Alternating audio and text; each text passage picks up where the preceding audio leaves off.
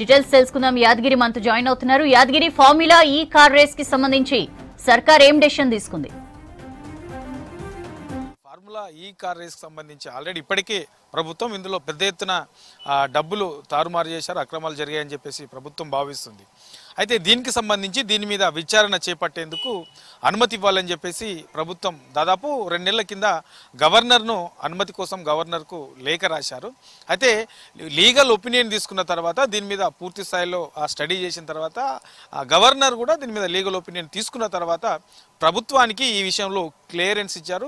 ఈ car race విషయంలో enquiry విచారణ చేపట్టుకోవచ్చు అని చెప్పేసి క్లియరెన్స్ ఇచ్చారు. అయితే దీన్ని దృష్టిలో పెట్టుకుని ప్రభుత్వం గవర్నర్ ఏదైతే క్లియరెన్స్ ఇచ్చారో ఈ క్లియరెన్స్ ఆధారంగానే దీన్ని ఇక్కడ ఉన్నటువంటి ఫైల్స్ ఈ కార్ రేసుకు సంబంధించినటువంటి అంశాలకు సంబంధించినటువంటి ఫైలును ఏసీబీకి ఇవ్వడానికి ప్రభుత్వం నిర్ణయించుకున్నది. ఇవాళ నైట్ లేదంటే రేపు మధ్యాహ్నం లోపు ఏసీబీకి ఈ కార్ రేసుకు సంబంధించినటువంటి పూర్తి స్థాయి ఫైల్ను ఏసీబీకి ప్రభుత్వం అందించనుంది.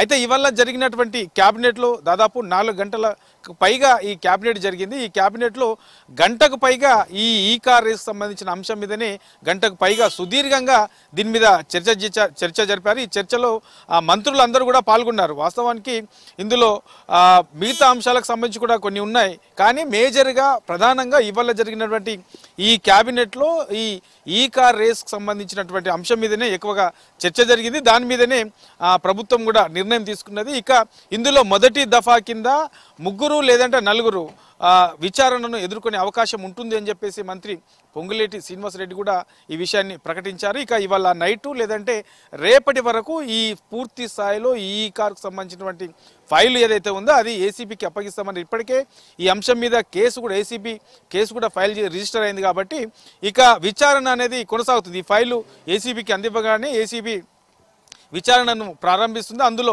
ఎవరున్నా ఎంతటి వారున్నా చట్టపరమైనటువంటి చర్యలు తప్పవు, చట్టం తన పని తను చేసుకుపోతుంది.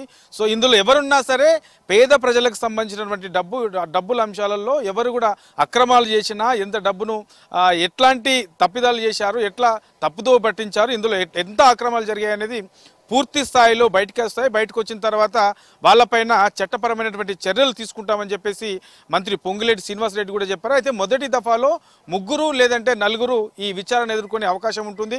ఇక ఇప్పటికే అప్పుడు ఏదైతే ఆ శాఖకు ఉన్నటువంటి ఐఏఎస్ అధికారి అరవింద్ కుమార్ తప్పకుండా ఈ విచారణ కూడా ఎదుర్కొంటారు. ఆయనతో పాటు మరికొంతమంది అధికారులు కూడా ఉన్నట్లు ప్రభుత్వం ఆల్రెడీ గుర్తించింది. దీనికి సంబంధించినటువంటి ఫైల్ కూడా రేపటి మధ్యాహ్నం లోపు ఏసీబీకి అందుతుంది. కాబట్టి ఆ తర్వాత పూర్తి స్థాయిలో ఈ కార్ రేస్కి సంబంధించినటువంటి విచారణ కొనసాగే అవకాశం ఉంటుంది. సౌజన్య, యాదగిరి, థ్యాంక్ యూ.